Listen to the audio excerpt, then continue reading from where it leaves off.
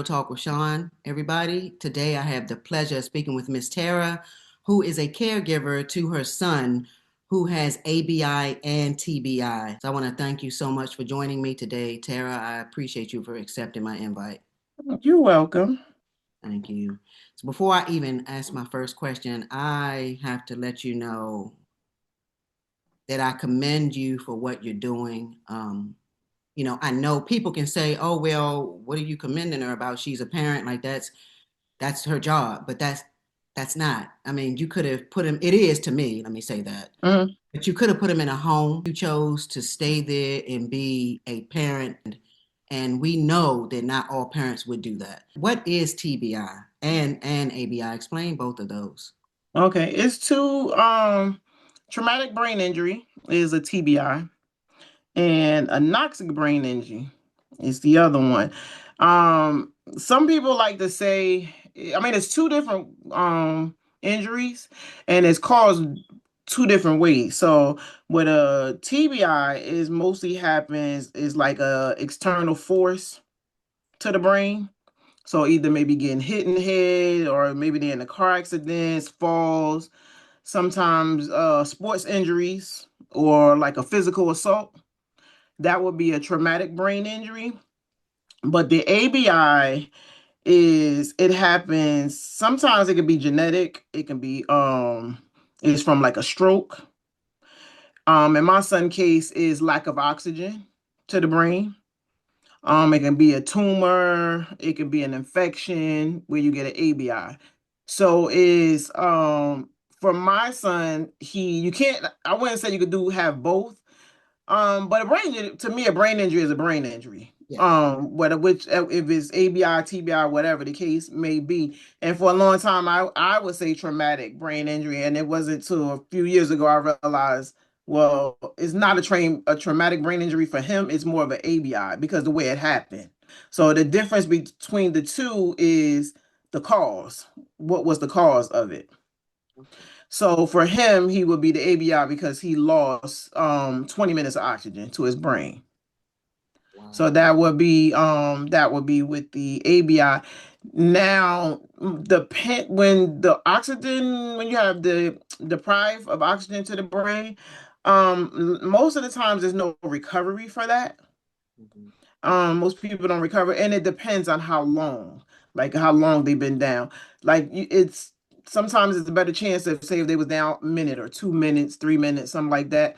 I've seen people that maybe had 2 or 3 minutes and they make a full recovery because they wasn't down that long.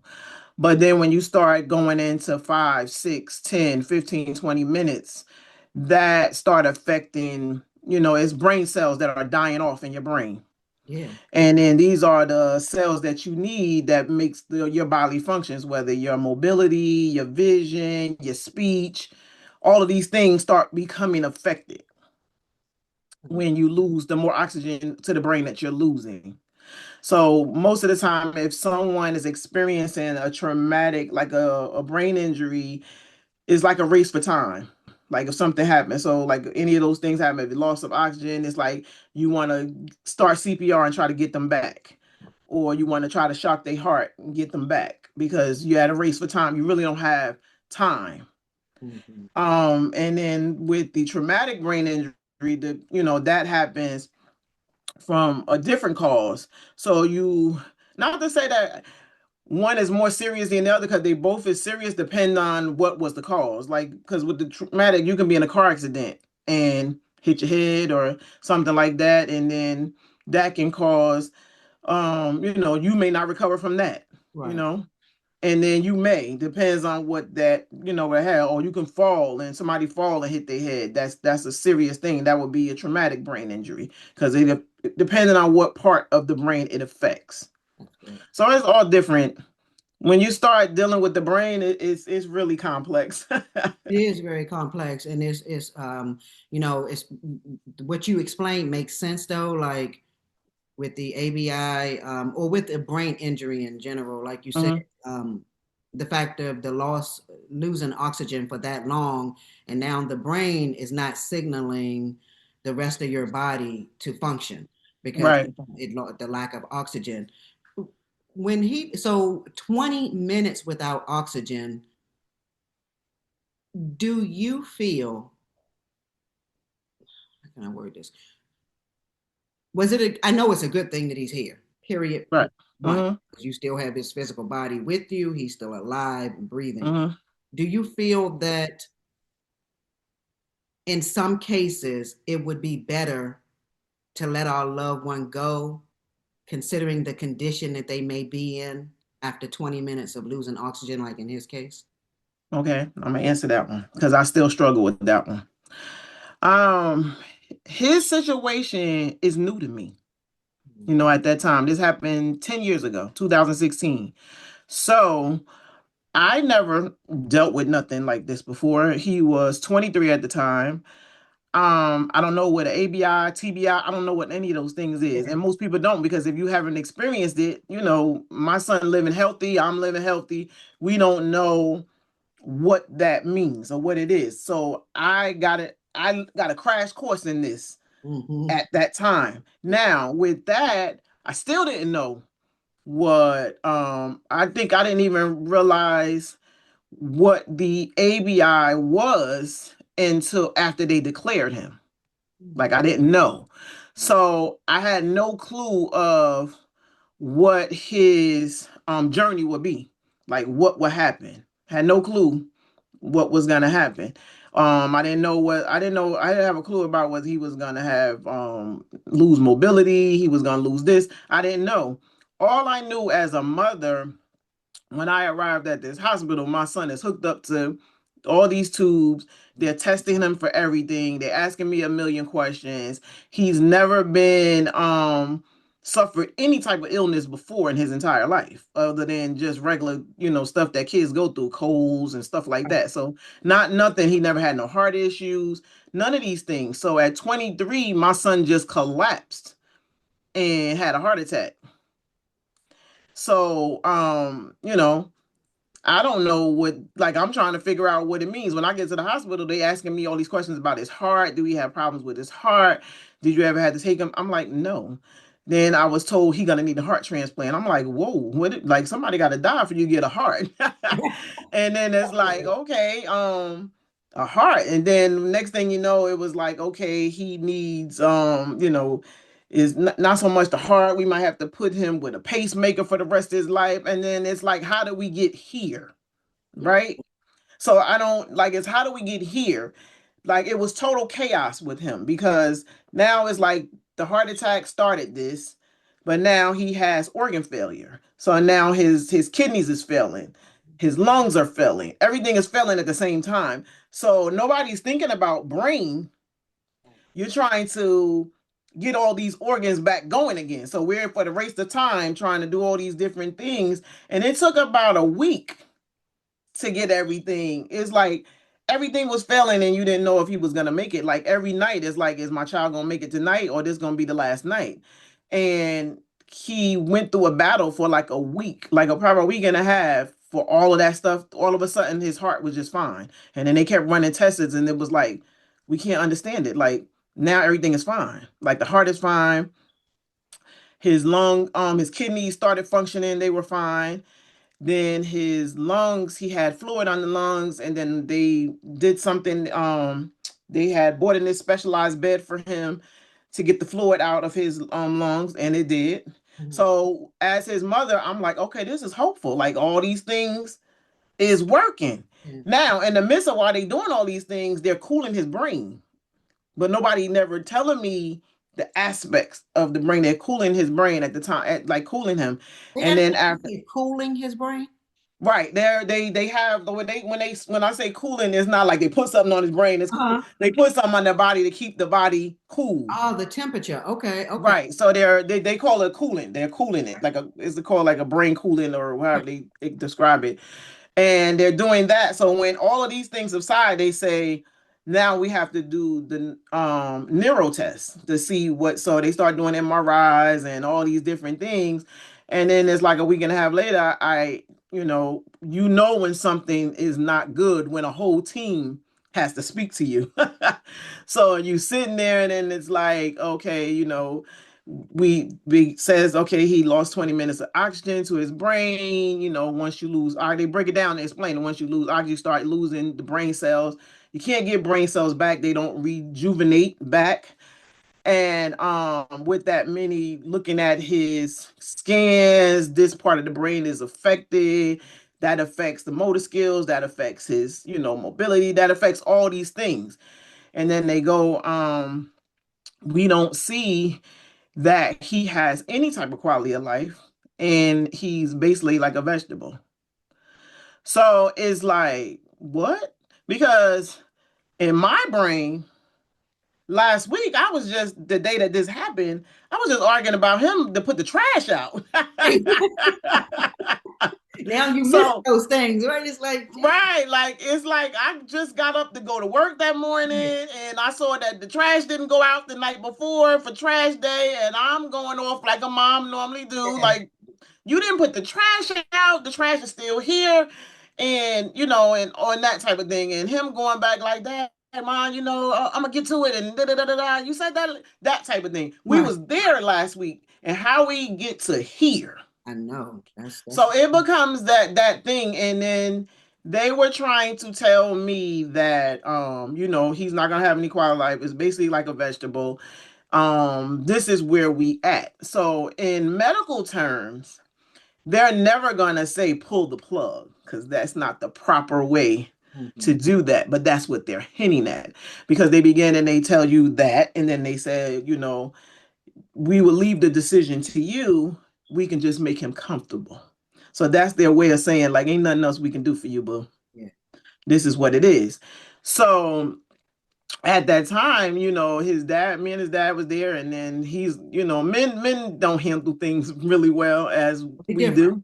Hmm. They different. So all he heard was keywords, vegetable, vegetative state. He's not gonna be. And his first thing was like, I don't want my son to live like that. Like, that ain't no life. Like, he going on and on and on. The whole time they're talking, I'm not saying anything because I'm trying to process everything.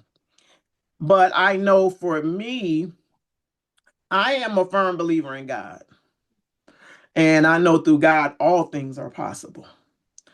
So this is how I was raised. This is what I know. I know some people don't believe in higher powers. They don't believe in this, and then that's their business. I don't knock nobody in what they believe. Right. I don't knock nobody what they believe in. That's what you did. I respect it. I respect everybody's choices.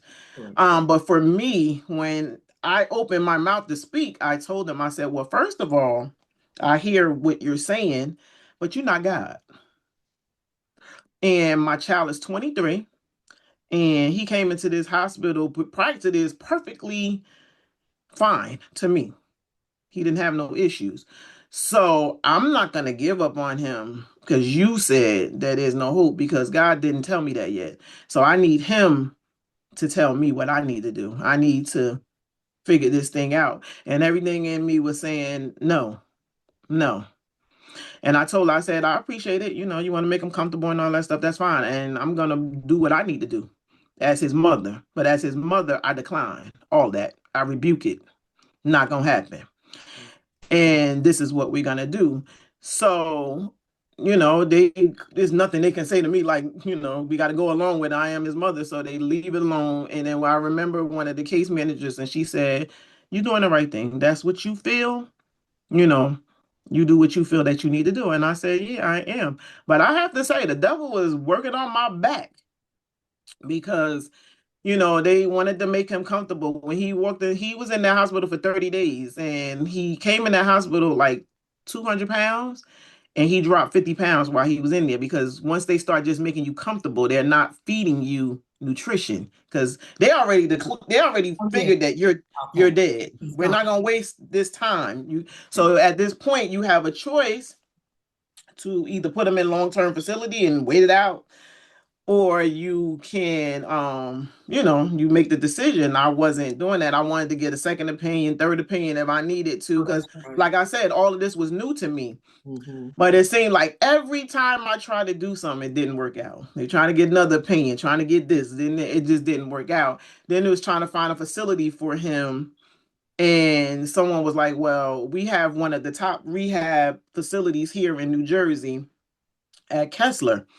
So I'm like, okay, let's see if I can get him there. And because he didn't have, because of the diagnosis and he didn't have any type of movement, they didn't want to take him. So they didn't want to take him.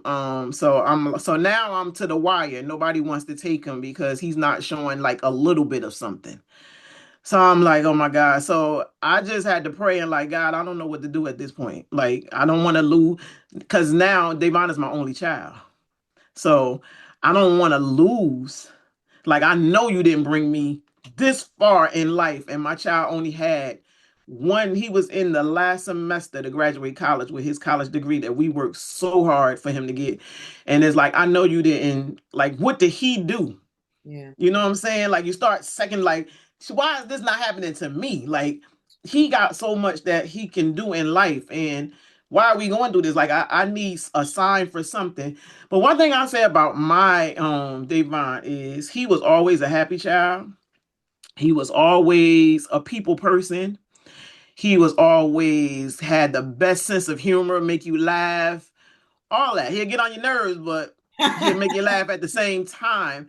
And that type of thing that was in him, it moved with him throughout his life. He played sports, he played basketball, he was good. He went to a lot of camps and he intermingled with all types of people. It didn't matter. His first 2 years of college, he went to college in Boston to mostly a predominantly white school Yeah.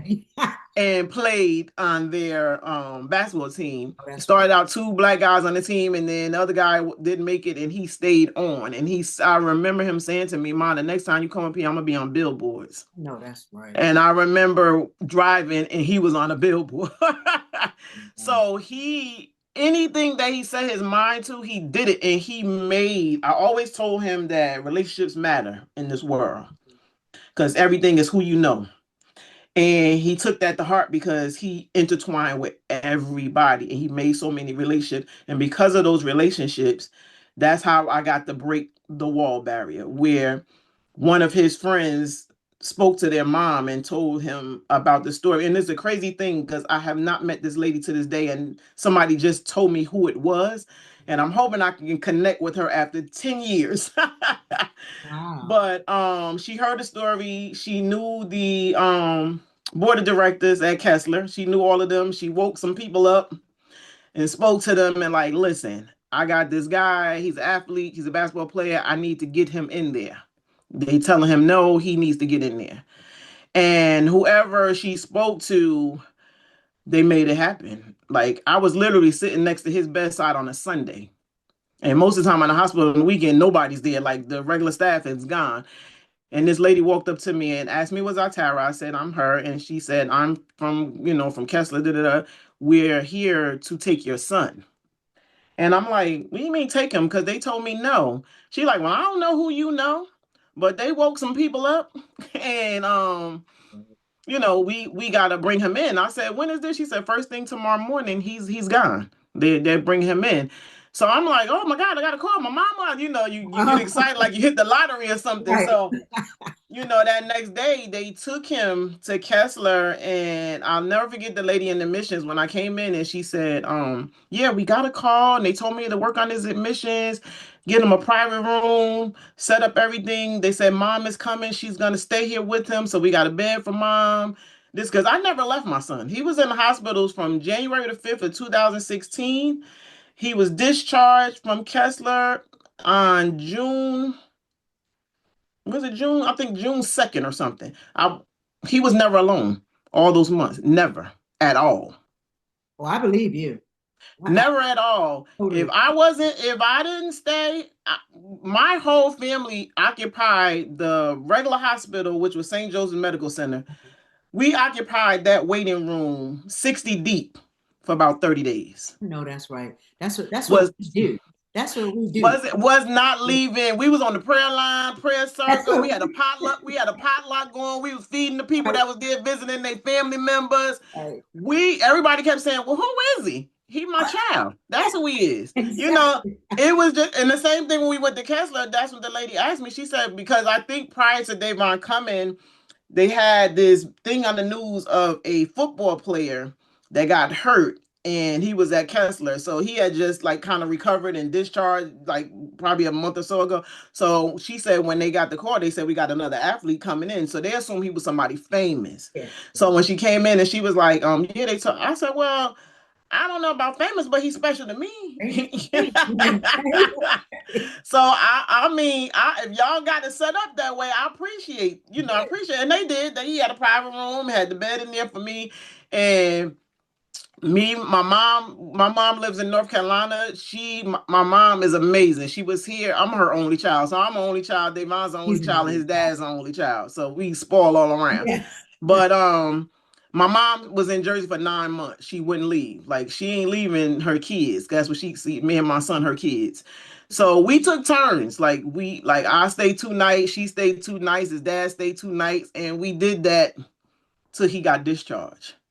So he was never left alone because my thing was if he wake up, he needs to see us. Okay. I I agree. don't want him to see no doctors, no nurses, none of that. I want him to see us. Yes, but Plus, I don't trust easily. So you hear all these things about the people in the hospital and all that you stuff. feel like Nah, you never I know. I wasn't blame you. not doing that. And Agree. it's crazy, even though that we were there around the clock, it still happened. Yeah. So a lot of people had to get checked, and you got to go to this and that. Oh yeah, it's like man, Well, that's I'm probably about to put a whole book together about all and the you need things that you I've dealt with during his time. But it was even people didn't even care that we were there. It was just crazy. But yeah, he went to Kessler. I have not met the woman that put this in motion, and I didn't even really know who that person was. I mean, hearing the God, I know it was nothing but God, but like to physically meet her, and it wasn't until one of his friends came to visit and we got into a conversation and he mentioned it, and I was like, do you know who that was? He was like, oh yeah, that's our boy such and such, his mother. He's so nice, Miss Terry, da, da, da, da. And he said, I thought you knew that. I said, I never knew that. So he like, I'm gonna reach out to him and see if I can, reach out to his mother and let her know you. I said, yeah, because I don't want nobody to think that they helped yeah, me you and didn't I know didn't though. So yeah, physically, I said, because me, I would have been all over it. Hugs, this, I'm what pretty can I sure do? you would have because All that that was type tough. of stuff. Like, and it's 10 years now. So, yes, I really would like to have that connection of the person that made that possible. Like, because she shook some tables and woke some people up. So He has my that was good. respect. That was good because everybody don't get that. No, Like that is everybody not wasn't gonna get that. And you think about the next family that had to go through this. They may had to just let their loved one go because they didn't know and yeah. they didn't have the connection. Mhm. Now, the thing that I deal with that choice and the decision is that I make the right choice. Because once I got in this thing, it's like, oh wow, I didn't. And it's crazy because when the people was trying to explain it to me, like it's a lot, this diagnosis is hard, it's this, it's that, and blah blah blah. And everybody just kept trying to try to break down what's gonna happen. Yeah. Like if you decide to go this route, these are the things. But my mind was blocked because all I thought of my child. I don't give a Right. damn what y'all You did. talking. Yeah, Okay. I'm focused. I don't care what y'all Yep. talk. So I even said, well, anything worth having is gonna be hard. But I don't know how hard, right? That's true. So I'm just like, he just need time and we just gonna push the envelope. But I think it didn't hit me until I brought him home. Because even before I brought him home, everybody at the rehabilitation center kept saying, I think you need to try an acute facility for him. And, because it's going to be, I'm like, nah, I ain't doing those facilities. And to appease them, I went and visited a couple facilities. They sent me on these, and most of them facilities were like 2 hours away from my home. I know you weren't doing that. And I'm like, nah, 2 hours. And one of them, I walked in, I ain't like the smell. The smell and the way the people was looking, I said, and they ain't got to see. They like, well, ma'am, I said, I You don't need the already have tour. to be taken care Mm-mm. of. I mean, I don't want it. Then it was like another facility. The people looked like they was like eyeing me for help. So I'm like, nah, not this ain't gonna. the people don't look. I Yeah, the agree people with don't. The people look like they've been in them beds for a long time. The workers, they sitting at the counter at the desk and they not doing nothing. They looking. They not even saying hi, how you doing, and like being friendly. those are Mm-mm. signs I though. I told his dad, this is it. I'm done.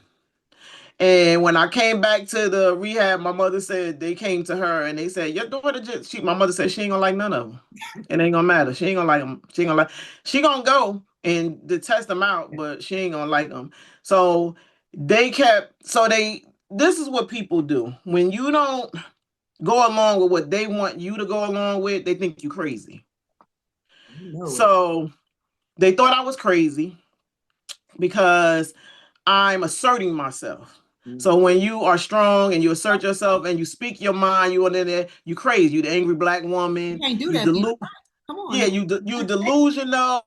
You don't know what you're talking about. We the experts. You don't know. We trying to take. So I got all of that. So what happens when they bring us to the table to talk about next steps? Because insurance is now he got to leave from here. So they bring in a psychiatrist. For the psychiatrist to kind of like, I guess, shrink me or whatever the case. So they got me and they got his dad there. And they bring in the psychiatrist and they trying to tell me that I don't think you're going to be able to do this. It's a lot entailed with going home. And, we have this therapist here. Then she's talking to me like I'm a kid. And I said, hold up, let me stop y'all right here. I said, because I don't want to waste nobody's time. I don't waste my time, waste your time. I'm going to stop right here. Now, I went and seen your facilities. I'm not sending my child to none of those. I'm not sending him 2 hours away, and I can't stay there. That's one. Two, I don't appreciate the therapist because I'm not crazy. And if I want a therapist, I'm going to choose my own therapist. Right? No, I'm gonna choose my own therapist, right. Preferably one that looks like me, that may understand me a little more.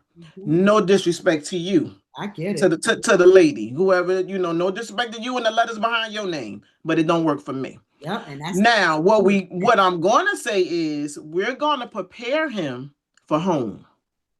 We ain't preparing him for shit else. Excuse my language. Right. We're preparing him for home. If you can't get on board with that, we're gonna have a big problem. And before you say anything, don't feel like you can talk to him. And because he a man, he make the decision or whatever. No, we here together. What I say for this right here, that's what's gonna go. So I'm gonna leave all y'all in here to discuss whatever the hell y'all want to discuss. But that's what I'm doing. And I left his daddy in there. I left all of them in there. Because I'm not about to sit in here. It's probably about four people in there. I'm not about to. So I came out and I was in tears. And my mom's like, "What happened?" And I'm telling her, I'm like, "No, I just need to bring him home. Like, I'm just gonna bring him home." Then they try to do everything to keep. They give me a whole stack of papers. This is all the stuff you have to have done before you can bring him home. So I'm looking, and of course, because I'm staying at the facility with him. So I'm looking at this packet while I'm there at night, going through each page, and I'm taking a pen and I'm checking off. Oh, I don't need that. I don't need that. We don't need that. Right. We don't need that. Like, what the hell? Like, so they get the packet back and they say, you checked off all these things. These are things. I said, let me say, I said, I don't know why y'all keep messing with me. I said, you telling me that I had to make my bathroom accessible for him. My bathroom, I have upstairs, downstairs. And my bathrooms are upstairs. I don't have a bathroom downstairs. And well, when I was in a 2-bedroom at the time, I'm in a 3-bedroom now. But I didn't have now his bedroom is downstairs. But before, I just had everything upstairs. And I told him, I said, it's no way I'm going to be able to get him upstairs. I said, so I would have to, bathe him from the bed. They was like, oh, that's not. I said, well, he getting bathed from the bed right now. Exactly. Like, that's the only way they bathe him. Like, yeah, that's how we bathing him now. And he gets to go to the other side and get one shower once a week. So how are you going to tell me? I'm sure at home, my bathing it's gonna be a little different than here. So no, that's an X right there. Next. Well, you need this and this. Like is it a straight run into your house? I said, no, I have steps. Well, you gotta get a ramp. We can do that. Okay. Do you have carpet? What type of flooring do you have? I said, I have carpet. Oh, with the Hoyer lift and with this, it works better on the actual flooring. That's why we're saying, the facility, like it's gonna take time. Then they said, well, let's do this. How about we get him in a temporary facility nearby until you can get all these things done. Oh, Lord. So then I'm like, or to we can entertain all these things, right? So I said, I when I'm done with you, I'm not gonna keep arguing with you. So I said, okay, no problem. I'm gonna take the packet back. So I went back, I went to the packet and I took out everything that don't pertain to me, Uh-huh. whether they liked it or not, and what would pertain to me. So when I got home, I told my mom, because like I said, I had two bedrooms, my bedroom's upstairs. I said, I'm gonna transform my whole living room, dining room situation. It's gonna be a hospital. And she said, how you gonna do that? I said, we're gonna make it work. So I went, got a storage, and then I told his dad, I said, I need to move everything out of my living room into the storage. So can you get somebody to help, move it? And we did that in one day. Move everything out of my living room, dining room into the storage. Next thing was I had to get rid of my carpet. Mhm.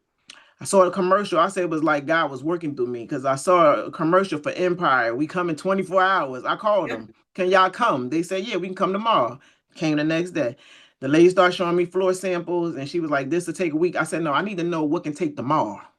Because you said y'all could do stuff in 24 hours. I don't give a damn what color it is, what if it Right. match, don't match. I just need to know what can come tomorrow. So she showed me what can come the next day. We made it happen. They came the next day, tore out the carpet, put the new flooring in. The apartment complex I live in, they had a ramp in front of their office for handicap. And I said, oh, this is neat. I said, where y'all get that from? She said, oh, we have a vendor that we use. I said, I need that information. Called the vendor. Told him the situation. He said, if you home, I can get somebody to come out tomorrow and check out. He said, because they was used to working in the development that I live in. They came out, they looked, they told me, gave me a price of how much they can cost to put a ramp in the front of my door. And I said, how fast can you do it? He said, hey, how fast? If you got the money, we can do it. I said, okay, let's make it happen. They put a ramp in front of my door in 2 days. So now I got a ramp, I got flooring, I got a whole empty space. I took pictures, did all that. I went back to them at the rehab with my packet, my pictures attached, gave it to them. I said, there you go. The lady said, what is this? I said, you said I got to do certain things to bring him home. They done. You did all this in a week. Hell yeah. Here's your packet. This is your packet back. The rest of the stuff is don't go with what we Right, doing. right. So this is what to make it happen is already done already. She said, I can't believe you did that. I said, you do a lot if you got a little bit of change. That is so But true. you figured because of my skin, I Right. can't do it. Mhm. I say, and this should be a testament how I'm going to prove everybody wrong that think I can't do it. I guess before they can let you go, they got to have everything in place. So they had to have like home health aid that's gonna come. Then they had to get transportation to take us home because he doesn't have mobility. So they have to have ambulance care to take you home. So all that day, then they had like the nurse that was supposed to come out when you get home to do vitals and all that stuff. Right. Everybody quit. So you were left on your own with no, it's not like you were a nurse or working the medical industry. This was, like you said, brand new. Yeah, everybody quit. They didn't want to come to my area. Certain people didn't want to come to my area. They all quit. But I caused a fuss that day. Like, we're going home. We're not staying here. That's So the rehab, they decided to use one of their transportations wow. to take us home. And once they dropped us off, that was it. I was on my own. So you've been on your own ever since they dropped you off. They dropped us off home, and I've been on my own. And it didn't hit me until by day 3 at home what they were trying to tell me all along, Okay. Okay. that things were going to be really, really hard. Like I felt like I can do it because I was helping in the hospital to do it. They were showing me things and stuff like that, but it was a different vibe when I got home. So I tell people all the time, this shit is hard. Mhm. It was very hard. I cried the first 30 days. Um, I didn't know if I could do it. I really didn't. and I didn't. I didn't want to give up. I hate. I'm one of these people that I'm gonna see it through, like I no believe matter how hard it is gonna be. that. And I didn't want to hear "I told you so." Uh-huh. So I had something to prove. Uh-huh. And you're not having that with your son. Like that's your Yeah, only. yeah, I had something to prove. Like I was a competition within myself. Right. I had to prove everybody wrong that I can do this. That's it. And where people said it's okay to say that you can't do this. No, it's not. It's not okay because this is my child and I'm fighting for him. And nobody is going to fight for him the way I'm gonna fight for him.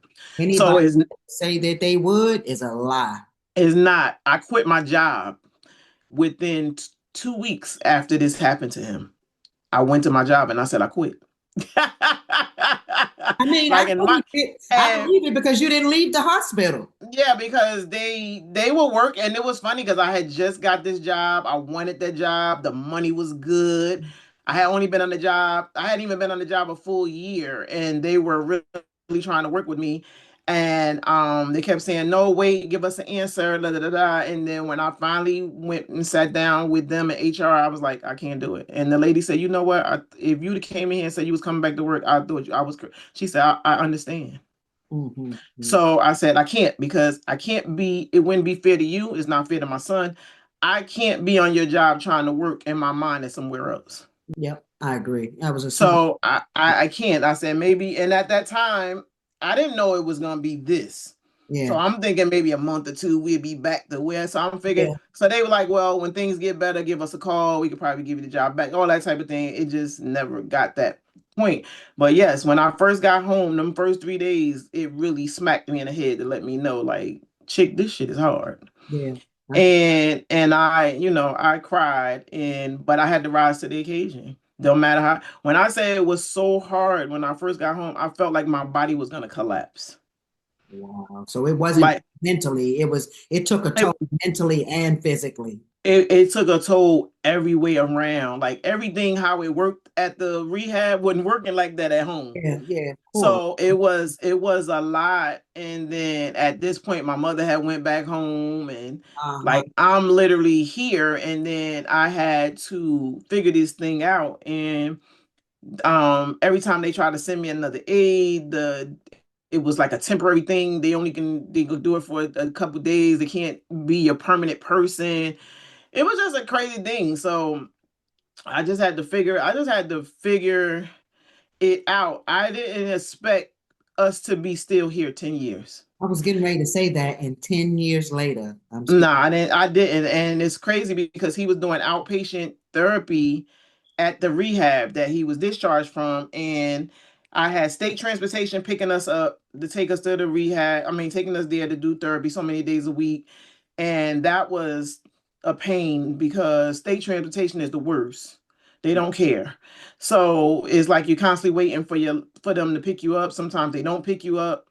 And it was one of those days that they didn't pick us up and we were just out there for hours waiting and waiting, and the rehab was trying to get in touch with somebody. They kept saying that somebody took the order out the system. It was a mess. So we're just waiting, and I ran up on a lady standing out there waiting, and she came to me and she said, "Are you okay?" And I said, "No." She said, "I can tell." And she said, "What happened to your son?" And I started telling her what happened to him. She said, "The same exact thing happened to my son.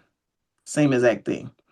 And she said, it's hard. Like she kept saying it's hard. And she was like, and that was her only child as well. And I said, he's here for therapy. She said, yeah, he comes to get therapy. He don't think he need it. And I'm like, what do you mean? He don't think he need it? What that mean?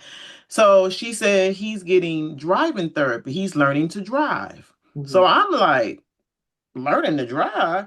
So that kind of sparked my interest. And then she started going into all the different levels that they had to go through. She said they went through the levels of depression where he wanted to kill himself and he didn't feel like he should be alive. He didn't like the way it is because his speech was distorted or he couldn't really walk that good. What's the point of learning how to drive? He can't do it. He felt bad for himself. So Yeah. I'm like, so in my mind, I'm saying, shit, I'll take all that. If I like know, right? we can work with that. Like, so I said to her, well, let me ask you a question. How long did it take you to get to that point?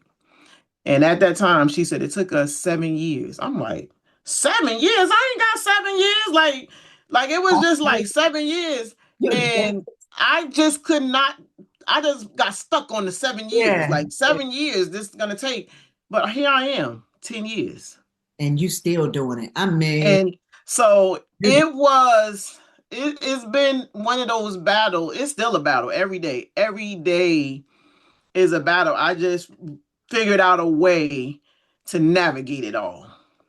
you do So I had to figure out, do I, no, don't get me wrong. And I still deal with depression. I deal with anxiety. it. Yeah. I deal with a lot of what ifs. I still deal with whether I made the right decision for my son. Would he have want this for his life? Or did I make this for me? Because I didn't want to let go. Um, I told my mother, something like this happened to me, let me go. Like it's a lot because I understand it now. Yeah. And somebody on Facebook asked me a question. Like I get all these inboxes, Facebook, TikTok, Instagram, everybody flooding my inbox, and people ask me the same thing. They going through it with their husband. They this, they that. What should they do? What is I said, I don't know what to tell you what to do. All I can do is make sure that you run all the tests. Make sure you have everything run so you can make sure you dotted all your I's and crossed all your T's. I said, but I'm gonna tell you this and you may not like it. I said, don't look at my page and say, oh, she got it, I can do it.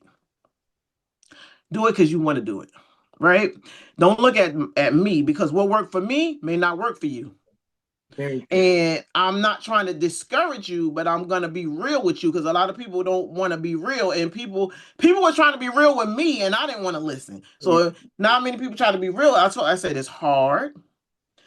You're not gonna have family help because everybody don't want to take care of people. Yeah. Yeah. Your friends and your loved one friends, they're gonna disappear after a Oh, while mhm. because life goes on. Yeah. I Yeah. said it kind of reminds you when somebody died, everybody comes doing the Yeah. process of the funeral and all that. And once the service is over, Everybody disperse. it's Yeah. crickets. Yeah. It's gonna be the same thing. It's gonna be hard.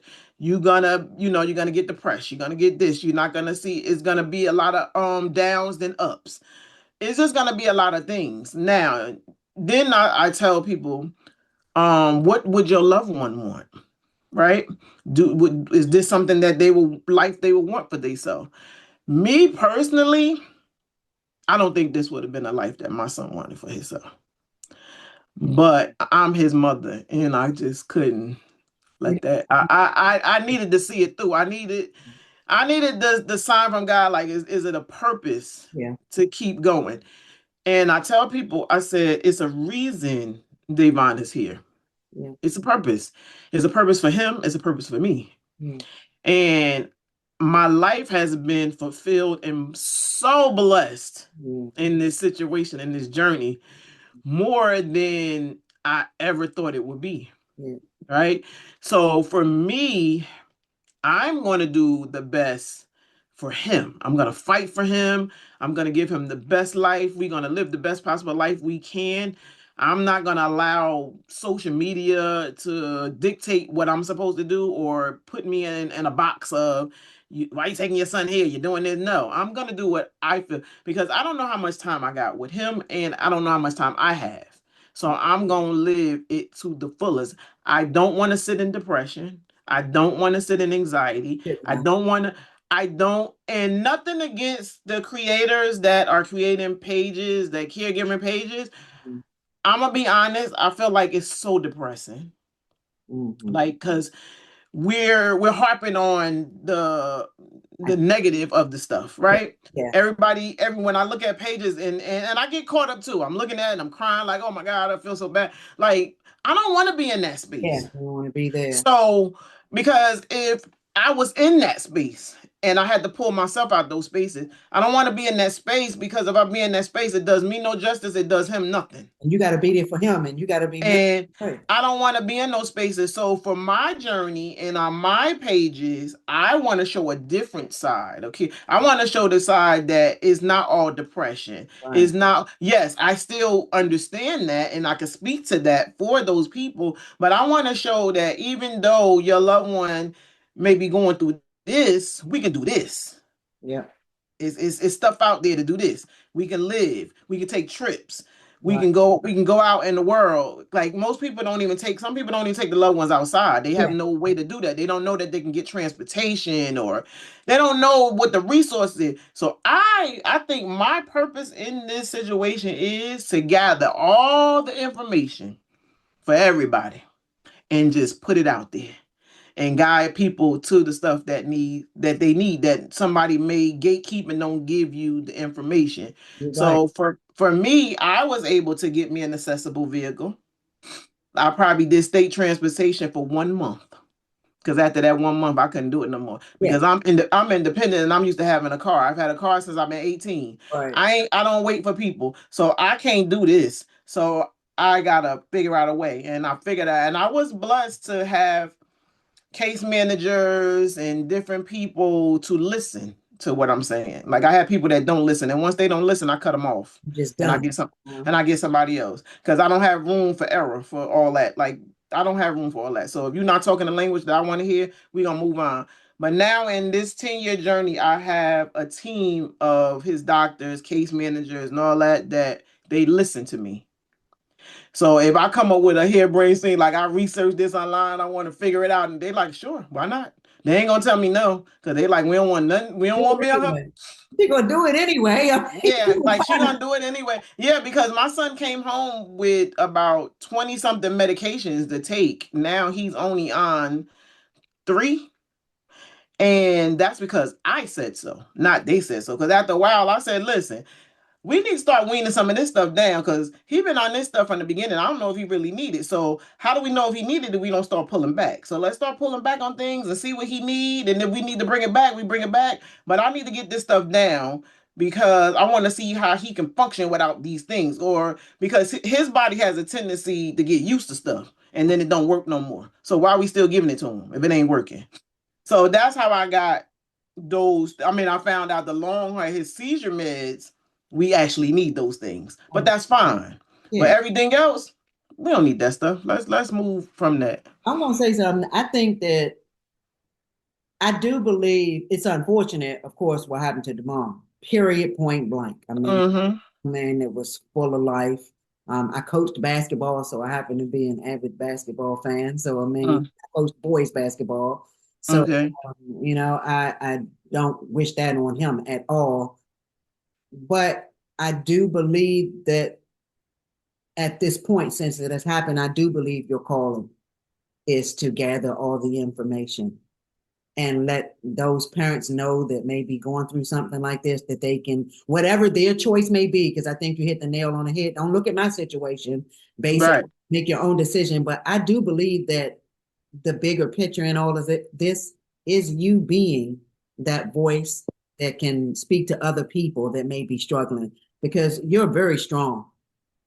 You're very, And I don't think so. you are. Oh no, I I'm, listen to you. I listen to you. You're very stubborn. You're yes. very strong. You're going to do it your way. And then, you'll make adjustments along the way, because not every choice is going to be the right choice, but you make Yeah. adjustments. And in my opinion, I think that as a parent, I don't know what I would have did. I can almost see me doing the same thing, because I love my kids that much. So I can And see doing that. I can see doing that. But, I do believe that you're doing, that this is a calling for you. yeah, because I tell people all the time, if you'd have asked me this about 10, 11 years ago, I probably told you I can't do it, right? Because I never was the person that was good in situations like this, like the jump into. I used to get nervous. I was never the person, but I feel like for me, when it became my child, I was like, you Yep. know, I gotta rise to the occasion. Like I fight hard, like for him. Like he had an infection in his knee when we was traveling from New Jersey to South Carolina. We had to take him to a hospital, and on the road, like on 95, we had to take him to the hospital, and then he had a blood infection. By the time we got to South Carolina, he had to get admitted to the hospital. It was in his knee. They had to drain fluid, and mind you, he's never been to this hospital in this condition. So they was like, we got to do surgery. I'm like, ho, we not doing no damn surgery. Y'all don't know him. Facial Like we don't. expressions are. Like my thing is like, wait a minute, because we need, because he's had a surgery before, and I know what's entailed with that. We got to get clearance and this and his cardiac. So I'm like, no, I need to contact his cardiologist. I need to contact the neurologist. We got to make sure, like, we not doing this.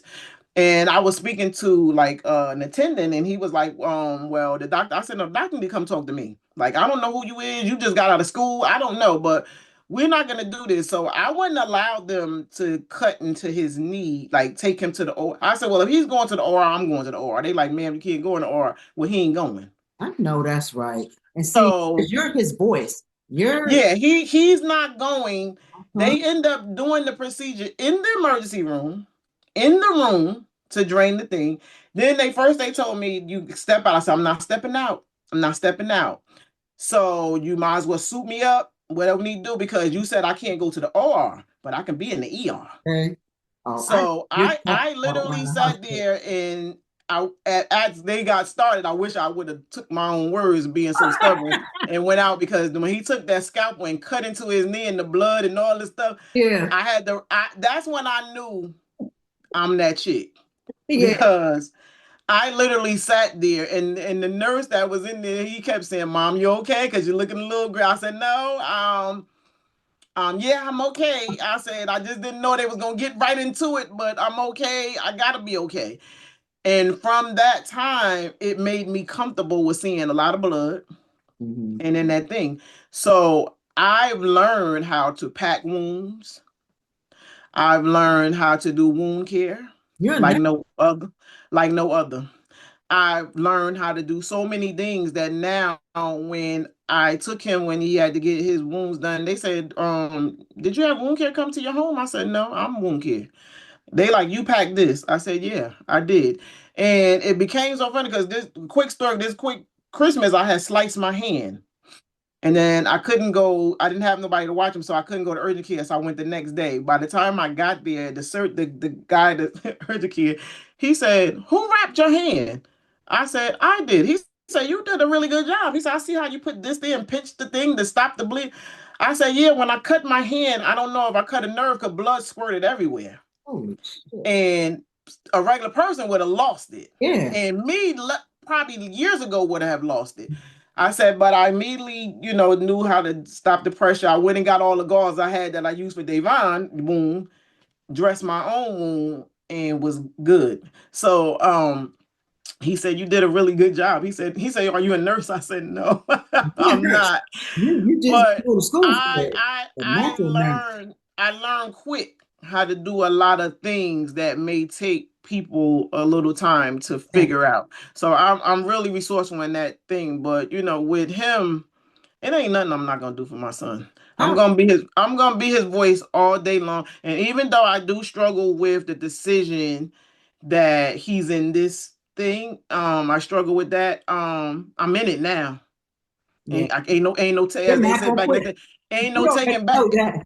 Ain't no taking it back. So I'm in it now, and we gonna ride this thing together. Like Davon would say, me and you. I know that's right. And I told him, I said, CMB, we all we got. We got. We always got. you But know, you we making that you are living up to that saying. we make it happen. I just don't like to see like these caregivers that's out here that's struggling. My heart goes out to them. There's one girl that follows me and I follow her. She's taking care of her mom, and I can see it in her every time I see a post from her. She look like she about to fall apart, like she about to pass out. I told her, I said, "You at your wits end. So you gonna have to make a decision." I said, "I understand you don't want your mom to go to the facility, but you may need that for a little while just so you can regroup Oh, we do. and figure it out because you have no one." And I saying you're looking for views and this and people to hit the like and all that to help you out. That's not gonna help you out because baby girl, you look tired. Okay. And there's no, I told her that. I said, I don't mean no Yeah. disrespect. I said, you look tired and it's coming across that way. And you're not going viral. What you looking to happen is not gonna happen. You need to regroup and get yourself together. Like the wine, like that's just not gonna happen. You're never gonna see me online whining and crying and. Yeah, I might get a little choked up sometimes, talk about my son. I'm gonna pull it back, Right. but I want to get the message across. Like, I don't want to talk the negative. I want to show you it's a thing. Like, hey, you could take your loved ones on a cruise. Hey, you could take. You don't need to sit in the house. Y'all can get to the movies. Y'all Right. can do this. Oh, Y'all uh-huh. like the beauty of all of that. Yeah. Like caregiving after the brain injury is not just about survival. It's about rebuilding. It's like rebuilding a life that looks different. And That's it. I think I saw a post that you put up about that, and I loved it. I can't remember exactly what you said. You were talking about something about the old, and you never thought that it would be this way, but it No, is. It's it is. ahead. It's like a grief. You grieve the person that they once were, Huh? and now you got to embrace the person that they are today. Very well. Like this is my only child, so of course I'm gonna grieve what could have been. Like Yeah. every mother wants to see their child get married, have kids, go out into the world, do good. I look at some of his friends and looking at all the things that they're doing. It makes me sad. It makes me happy for them, but it also makes me sad for him Absolutely. that that can never be because our life looks different now. Exactly. But I can't wallow in that. That's the key Like right there. it may hit me today and I see it and I go, and I'm human just like anybody else. I Absolutely. may be in my feelings that day, but tomorrow I'm back. Then you move forward. But I think that's human, and I think that that's actually important, and I also think that that's very healthy because you grieve in that moment that you're feeling whatever that feeling is, and then you have to pull it together and you move forward. So I Yeah. think I know for a fact that you're a strong ass Black woman doing the damn thing, and I mean, like I said, you have my respect. What made you share you and DaVon's story on social media?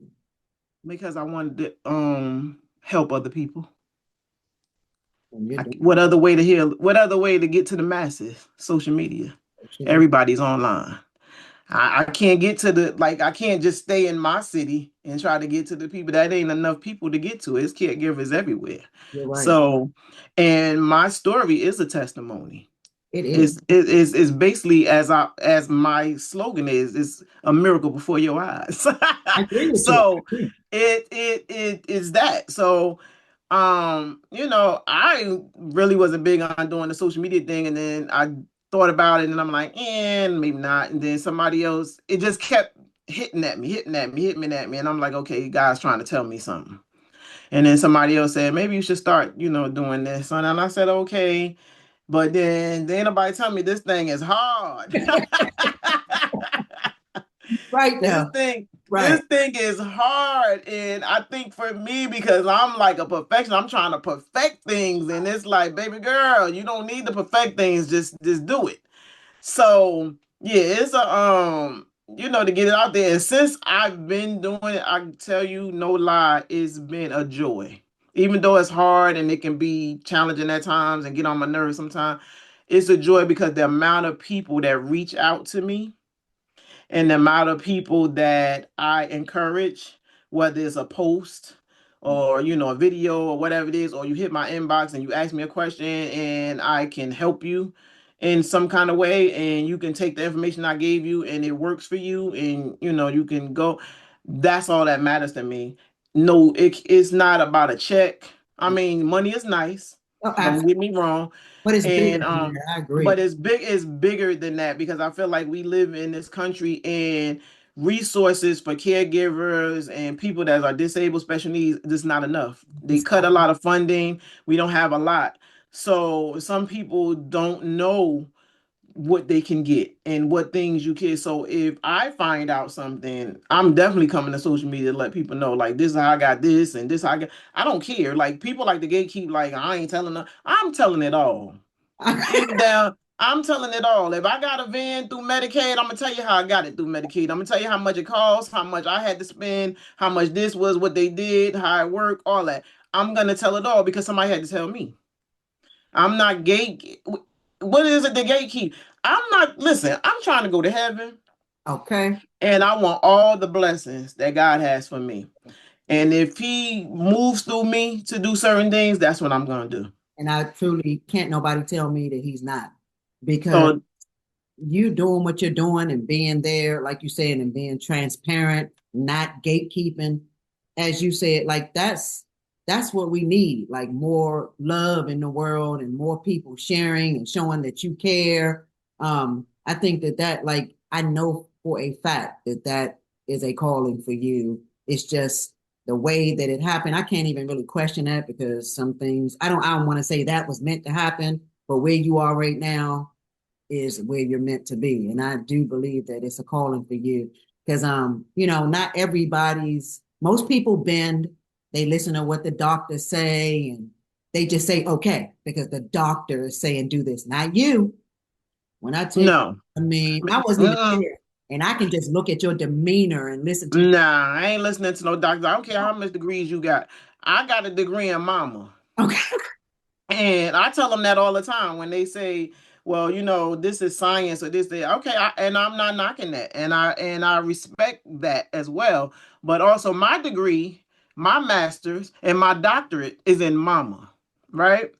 So you are still a person Oh, that came into this yeah. world from a mama, Yeah. whether she was a good mama, not so good mama, whatever type of mama, or you had a good mama. Your mama made the best decisions for you. Yeah. Yeah. So that's what I'm going to do, make the best decisions for mine. Now, yes, I'm not going to just ignore Mhm. the recommendations. I'm going to do my research, I'm going to do whatever, but I'm going to listen to my instincts. As you I'm did. gonna listen to that voice that says something don't sound right, and then keep going. Because most time when I feel like something don't sound right, and then I don't go that way, then I find out. See, that's why I ain't go that way. Right. It was a reason for that. So I tell caregivers that listen to your instincts. Like don't ask nobody what you should do. Your mind already told you. Let's tell Your you. instincts is telling you what to do. So kind of follow that. And if you're not sure, don't make no quick decision. Unless it's an emergency situation where you gotta be fast on your feet, then that's out of your hands. I And think what's gonna happen is what's gonna happen. that's true. That was very big what you just said to like take your time to make your decision unless it's an emergency, like you said. Otherwise, give yourself that time to process it and think about it because people do Mhm. make snap decisions like that and it ends up biting them.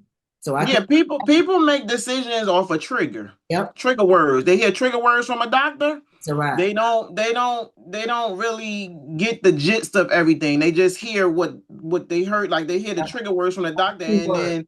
then they get emotional, Yeah. and then they get into their emotions and cry. And see, I tell people, don't get the crying. That's not the time Mm. to cry. That's the time to be aware. Because when you a lot of times they feed off of that. They crying, and next thing you know, you done cried yourself, your child, they done took the organs Okay, I and know. all these different things because you not paying attention. And not all Yeah, medical facilities, not all, but some, a lot. everybody ain't 100%. Uh-huh. So that's what they do. And then they trying to get an organ for somebody out here and another over there on That the is West so Coast. true. Yeah, so you have to, slow things down. They don't like that when you slow it down, but you have the right to slow things down and say, let me take a step back and let me do my research Exactly. and let me see how I feel about this and where I want to sit in this. And if that's the decision you come up with, that's fine. That's your decision. You came with it, but you don't want to, like I said, unless it's a emergency situation and they got to act fast, then even in that situation, you pray, and if you that's what you do, you pray and say, God, I hope I'm making the right choice. Yep, exactly. And Exactly. then you go from that. But if you got time to make a choice, then you make a choice. Don't I feel like don't never in this space, don't never make a quick decision. I agree. Always make them wait. That's true. That's true. But just said no, good, really good advice for any caregivers out there. I think that Yeah, don't never make a quick decision. Always do your own research. Always get your other opinions on things and make them wait. right. They make you wait when you go to the doctor. You sitting there waiting and wait and make them wait. Yep. Boy, you hitting the nail on the head with this. So yeah, they can wait. They can wait. They like they say they the ones with the degrees, so they can wait. But they can wait. I agree with you on that. Listen, I mean, I literally have, guys, I have so many other questions that I could have sat on here and kept her. Look, we can do a part two if you want. But I was I'm going to just say, no, I do. I do want to have you back as long as you'll join me. I have so many other questions that I want to ask, but I'm going to be respectful of her time, guys. That's fine. No, So we can. I'm I, I'm I, I'm I I'm really would love to do that. no, I'm fine with continue with the conversation on the part two, part three, four, five, whatever we need, Oh, that's because this is something that needs to be said. it does. And the information, no lie, we can laugh and joke about certain things, but this is like it's a serious thing that people need to know. Of course. Awareness is caregivers out there that are struggling and they don't know where they should go with it. Some people can't handle, like, they mentally is drained.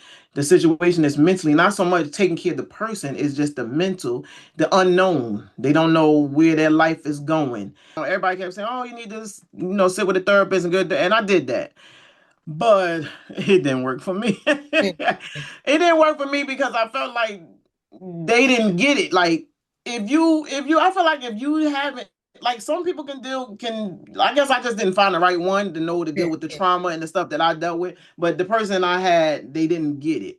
Yeah, and And you got to kind of go some things just like right. you having And a I feel like in this round with us caregivers, we trust other caregivers because they've been through it. I Like, agree. we like to hear other people's journey. And I feel like for me, I've been through so many things in this journey with my son. And I've seen a lot, I've done a lot, I've overcome a lot. Just on my page alone, people go down and scroll through my videos. It's like, damn, that girl is really, she doing her thing. So I like to think I know a little something. Now I don't have them letters behind my name. I'm not gonna say my name, Dr. Tarra. No, I'm not. But I'm not gonna pretend that's not what, when I say we get together, that's not what I'm trying to be. I just want to have a space where people have somebody that they can talk to, Relate. so that the mental don't get so heavy. That's the key. And I think that everything, I mean, our bodies, our physical, it reacts off our mental. I just want to be that person, because I know on social media you get these people and they want to charge you to get on, and these creators want to charge you for that. And to be honest with you, a lot of people ain't got no money like that, especially these caregivers. We on a string and a prayer. And right, I get it. Right. So a lot of them is on a string in the prayer. It's bad enough, and I want to be, because I feel like me doing it in that way, I'm gonna get it some other way. And that's what's going to bless you because you're not going into it for the dime. So it's Mm-mm. just life, the universe, your higher power. That's who's going to provide for you because you're doing something for the world. It's bigger than me. I got one last question for you before I Okay, the evening. Will you promise to always spread peace and love in this world? of course, without a doubt.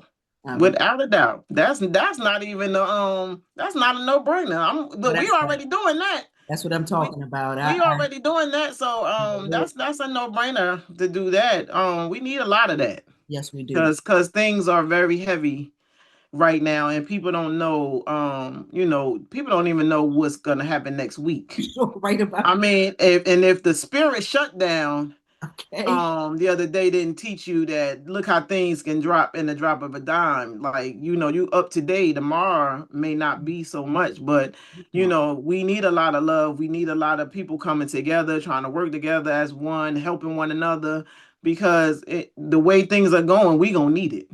Promise you. I agree with you on We that. most definitely gonna need it. So for my caregivers, I want to provide that space. I want to provide that space where people can have that outlet, because some people don't have that outlet. They don't have that encouragement. People don't feel like I see people all the time saying, "Oh, I don't have time for myself." Yes, you do.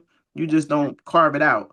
You got to carve it out. Even and they when they look at that, they look at time like they thinking like they got to travel, go away. No, you can take an hour right Yep. in your own space Right. and Yep. shut down. So I want to give those tools on how you can take the little steps to get to the big steps. You got this, man. Share all your social media information. Guys, caregivers, everybody, go follow her page. What's my on Facebook? Tara Carter Daniels on Facebook. On Instagram, Tara D. And on TikTok, I can't even remember. What am I on TikTok? I think I'm Tara. Oh, Tarra D on TikTok, and it's Tarra with 2 R's. yes. So if you go on Facebook, it's Tarra Tarra Carter Daniels, and then on Instagram it's Tarra D. Miss Tyra And on Miss Tarra on TikTok. Miss Tyra Look, D. I had them. I'm trying to pull it Uh, up to see. That's saying STRAD. yeah, Miss Tarra D. And like I said, Tarra with 2 R's on TikTok. Yeah, and I haven't did a YouTube channel yet, but that's coming. She coming. It's coming next. That's Yes, it's right. coming. And guys, go follow her, support her, and Mr. DaVon. And I want to thank you so much for joining me. I really appreciate it. Thank you. I appreciate you.